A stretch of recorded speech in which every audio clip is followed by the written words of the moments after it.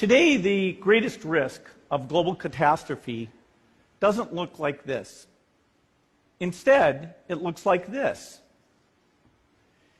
If anything kills over 10 million people in the next few decades, it's most likely to be a highly infectious virus rather than a war.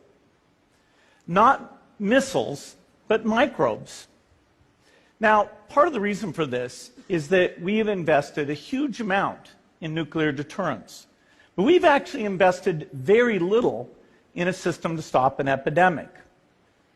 We're not ready for the next epidemic.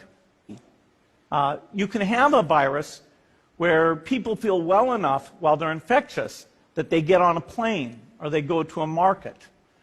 The source of the virus could be a natural epidemic like Ebola, or it could be bioterrorism. And so there are things that would literally make things 1,000 times worse.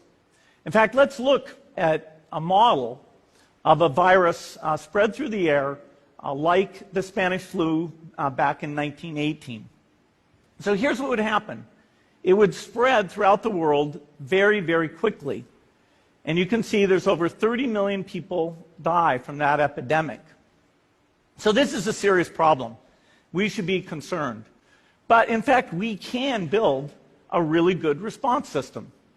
We have the benefits of all the science and technology that we talk about here. We've got cell phones to get information from the public and get information out to them.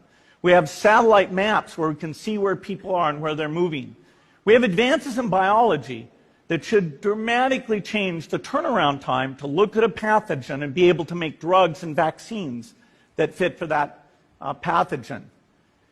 So we can have tools, but those tools need to be put into an overall global health system, and we need preparedness.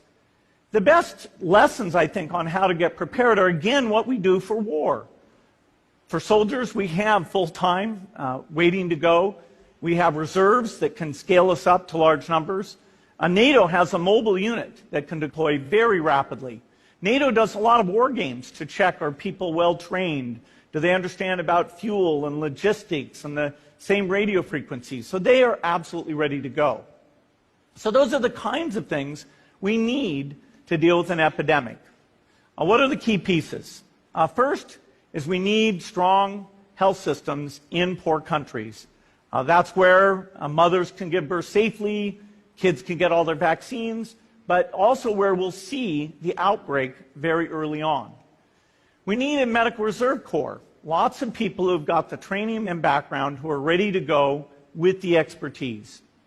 And then we need to pair those medical people with the military, taking advantage of the military's ability to move fast, do logistics, and secure areas.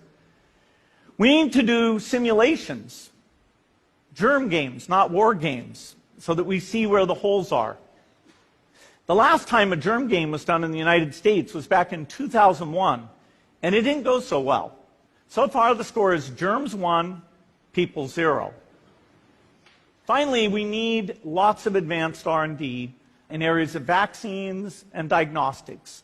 There are some big breakthroughs, like the adeno-associated virus, that could work very, very quickly. Now, I don't have an exact budget for what this would cost, but I'm quite sure it's very modest compared to the potential harm. The World Bank estimates that if we have a worldwide flu epidemic, global wealth will go down by over $3 trillion, and we'd have millions and millions of deaths. These investments offer significant benefits beyond just being ready for the epidemic. The primary health care, the R&D, those things would reduce global health equity and make the world more just as well as more safe. So I think this should absolutely be a priority. There's no need to panic. We don't have to hoard cans of spaghetti or go down into the basement. But we need to get going because time is not on our side.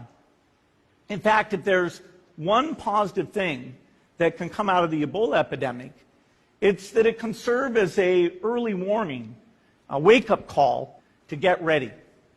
If we start now, we can be ready for the next epidemic. Thank you.